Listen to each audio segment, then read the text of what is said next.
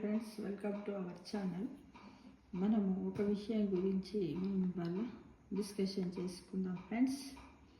అది ఏంటంటే 60 సంవత్సరాలు దాటిన వారి సీనియర్ సిటిజన్స్ ఎలా ఉండాలి, ఆఫ్టర్ 60 years వాళ్ళ డైలీ లివింగ్, వాళ్ళ లైఫ్ స్టైల్ ఎలా ఉండాలో తెలుసుకుందాం. దాని గురించి ఇప్పుడు మనం మాట్లాడుకుందాం అంతే.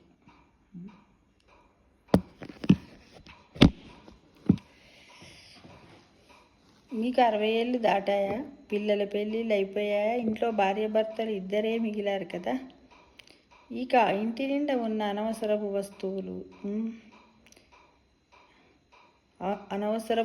వస్తువులు, తల నిండా చేయవలసిన చివరి పనులు మిగిలాయనుకుంటున్నారా?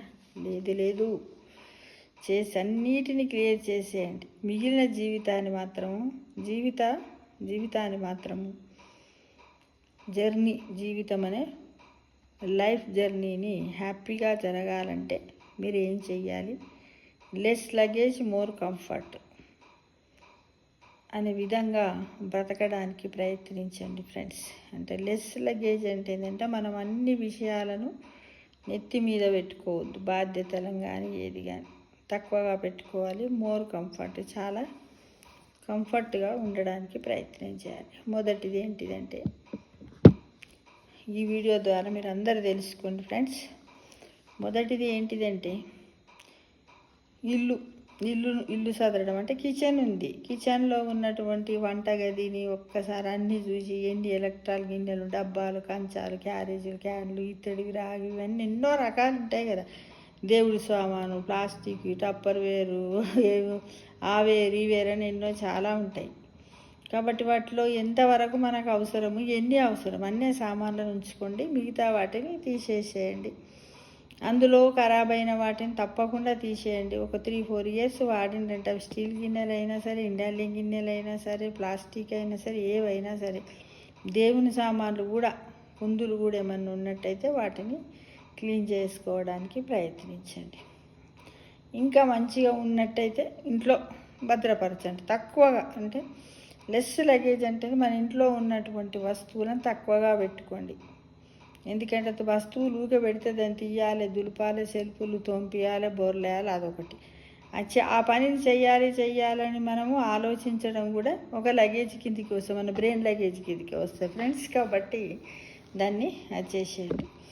ఇంకా ఏవైనా శుభకార్యాలలో అంటే ఇప్పుడు మామూలుగా చిన్నపిల్లలు ఏదన్నా వాళ్ళు మన దగ్గరకు వచ్చిరనుకోండి, బర్త్డేలు కానీ, మన పిల్లలే అన్నప్రాసం ఇలాంటివి ఏమైనా ఉన్నట్టయితే 20-30 మందికి కూడా బ్రేక్ఫాస్ట్ నుంచి డిన్నర్ వరకు కూడా అందరు క్యాటరింగ్, మంచి నీళ్ళు, నెయ్యి, తినే విస్తరాకు, తాగేది, ప్లాస్టిక్ గ్లాసులు అన్నిటిని కూడా ఏం చెయ్యాలి, మనం వాడే పాత్ర వాటిని అన్నిటిని కూడా మనం క్యాటరింగ్కి ఇచ్చుకొని కంఫర్ట్గా ఉండడానికి ప్రయత్నం చేయండి.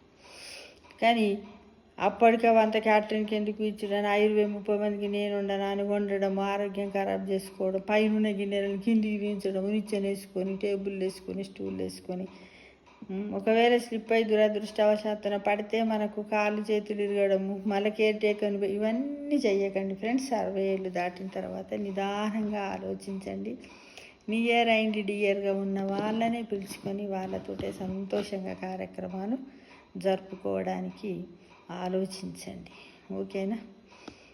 ఇక ఆర్థికంగా ఉన్నవాళ్ళు ఏదో ఒక అనాథ శరణాలయానికి కానీ, ఓల్డ్ హోమ్స్కి కానీ వెళ్ళి అక్కడ ఏదన్నా మంచి చెడు గురించి ఆలోచించండి.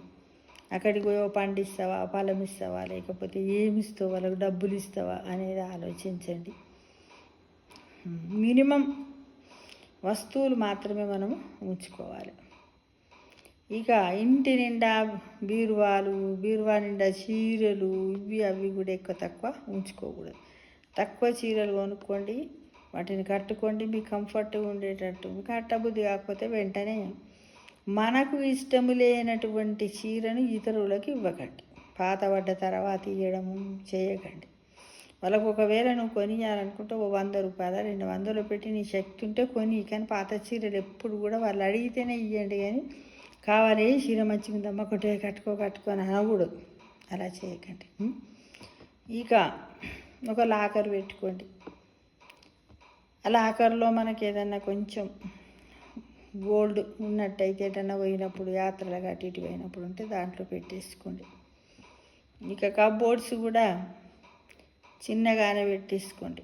కప్బోర్డ్స్ మరి ఎక్కువ ఇళ్ళని కప్బోర్డ్స్ పెట్టుకోకండి. మీకు అందకున్నా చేయకున్నా నిచ్చెనలు వేసుకొని పైకి ఎక్కి జారిపడడం చేయకండి. ఇక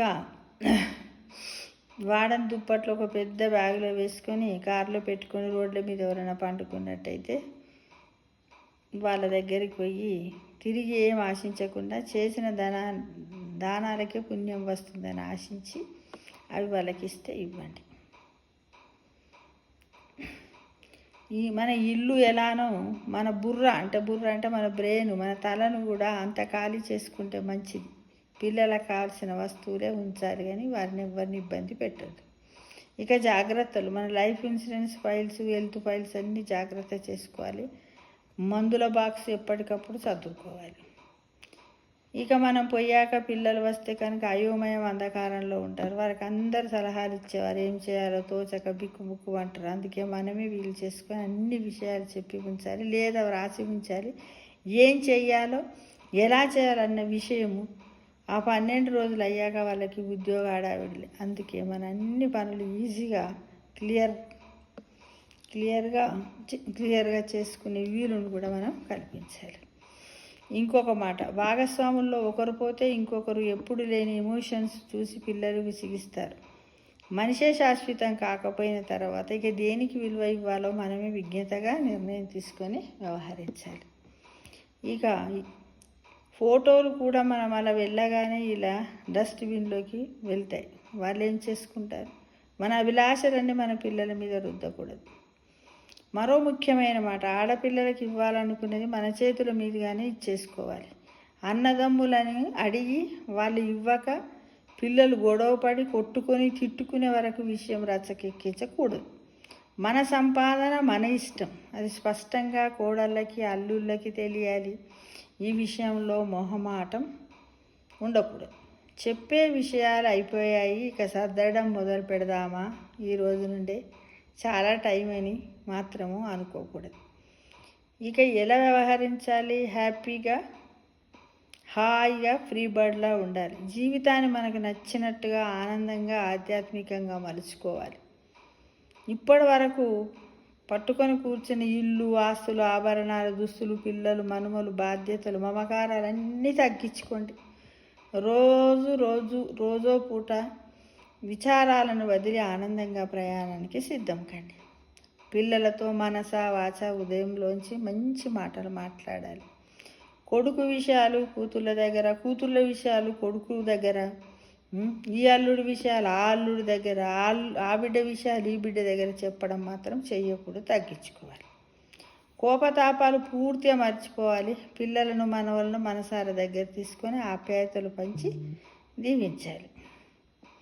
మనం వెళ్ళిపోయాక కూడా మనల్ని కనీసం ఒకరో ఇద్దరు ఆదర్శంగా తీసుకునేటట్లు మనము సొసైటీలో జీవించడానికి మనము ముందుండాలి. మన మరణానంతరం పిల్లలు గొడవలతో చికాకులతో కోట్ల చుట్టూ తిరుగుతూ ప్రశాంతంగా ఉండలేక చూసే బాధ్యత కూడా మనదే. చివరగా అన్నీ ఆలోచించి ఆచరణలో పెడదాం, ఆనందంగా బతుకుదాం కదా. 60 ఏళ్ళు దాటిన తర్వాత మనం ఏంది, లెస్ లగేజ్ మోర్ కంఫర్ట్ అనేది లైఫ్ స్టైల్గా మనం బ్రతికితే బాగుంటుంది అనే ఉద్దేశంగా ఇవన్నీ ఏవో కొన్ని నాకు తోచిన విషయాలు వీడియో రూపంలో పెట్టాను ఫ్రెండ్స్. కాబట్టి పిల్లలందరూ ఇప్పుడు ఉన్నటువంటి యూత్ అందరూ కూడా చదువుకొని ఈ విధంగా, అంటే యూత్ కూడా చదవాలి, అంటే తల్లిదండ్రులు చదవాలి, పిల్లలు చదవాలి, 60 సంవత్సరాలు దాటిన వాళ్ళు కూడా చదివి ఇవన్నిటిని ఏ విధంగా అమలు చేసుకుంటే బాగుంటుంది. మనమే వాళ్ళకు ఒక బేసిక్ ఒక రూట్ వేసిపోయిన వాళ్ళం అవుతాం, ఫౌండేషన్ స్టోన్. కాబట్టి ఇప్పటి నుంచి 60 ఏళ్ళు దాటిన వాళ్ళందరూ ఒక ప్లాన్ చేసుకోండి. ఈ విధంగా ఇంట్లో బోలెడు సామాన్లు పెట్టుకొని ఇది ఉండాలి అది ఉండాలి అన్నీ చేయకండి. తక్కువ సామాన్లు పెట్టుకోండి, ఎక్కువ కంఫర్ట్గా ఉండండి. మీకు నచ్చినట్టు ఒక రోజు నచ్చితే గుడికి పోండి, ఒక రోజు ఓల్డ్ హోమ్కి పోండి, అనాథ శరణాలయం అనుకోండి, ఇంకేమన్నా మీకు ప్రయాణం చేసే ఓపిక ఉన్నట్టయితే అప్పుడు బాధ్యతలు మీద ఉంటాయి కదా 60 ఏళ్ళకు ముందు. అప్పుడు చూడని ఏమన్నా ఉంటే ఆర్థికంగా డబ్బు ఉన్నట్టయితే మీకు చేతనైతే పోయి ఆ ప్రదేశాలను కూడా చూసి కృష్ణారామ అనుకుంటూ రోజు కూడా మీరు యోగా చెయ్యండి, ఎక్సర్సైజ్ చెయ్యండి, ప్రాణాయామం చెయ్యండి, మెడిటేషన్ చెయ్యండి, వాకింగ్ చెయ్యండి, ఇంటి పక్క వాళ్ళతో అందరితో కూడా ఫ్రెండ్లీగా ఉండండి, ఏకో ఫ్రెండ్స్ లాగా ఉండండి, పర్యావరణంతో కూడా ఉండి చెట్లతో కూడా పార్క్కి వెళ్ళండి, పార్క్లో కూర్చోండి, చెట్లతో మాట్లాడండి. ఇవన్నీ చేసినట్టయితే సైకలాజికల్గా మనం ఏమైపోతామంటే మళ్ళీ మనం ఒక సెకండ్ స్టేజ్కి వచ్చేస్తాం అన్నమాట. సెకండ్ అంటే మనకు ఫస్ట్ అయిపోయింది, మనకేంది మన లైఫ్లో ఫస్ట్ స్టేజ్ అయిపోయింది. మళ్ళీ మనం సెకండ్ అంటే కొత్తగా మళ్ళీ పార్ట్ 1 అయిపోయింది, పార్ట్ 2లోకి మనం మళ్ళీ అడుగుపెట్టి మళ్ళీ ఒక 60 years తర్వాత పార్ట్ 2 అనే ఒక న్యూ లైఫ్ను గడపడానికి అందరం ప్రయత్నం చేయాలి ఫ్రెండ్స్. చేసినట్టయితే మనం ఎక్కువ కాలం బతకొచ్చు. ఉన్నంతలో తృప్తిగా ఉండండి, మనస్సును ప్రశాంతంగా ఉంచుకోండి. కానీ ఊకే హైలోనే ఉండకండి. ఎందుకంటే పొయ్యి మీద పాలు పెడతాం, హైలో పాలు పెడితే బుస్సమంటుంది. అంటే అలా కోపతాపాలతో ఉండకండి. ఒకవేళ కోపం వచ్చినట్టయితే దాన్ని కొంచెం తగ్గించుకోండి. ఎలా అంటే పాలు పొంగి పైకి పోతుంటాయి కదా, అలా అట్లా పోతున్నప్పుడు మనం ఏం చేస్తాం, వెంటనే స్టవ్ని స్విమ్ చేస్తే ఏమవుతుంది, మెల్లే మసులుతుంటాయి. అంటే మనకు వచ్చినటువంటి కోపతాపాలను కూడా ఆ విధంగా తగ్గించుకోవడానికి ప్రయత్నం చేయండి ఫ్రెండ్స్. ఎప్పుడు కూడా మనం ఎలా ఉండాలంటే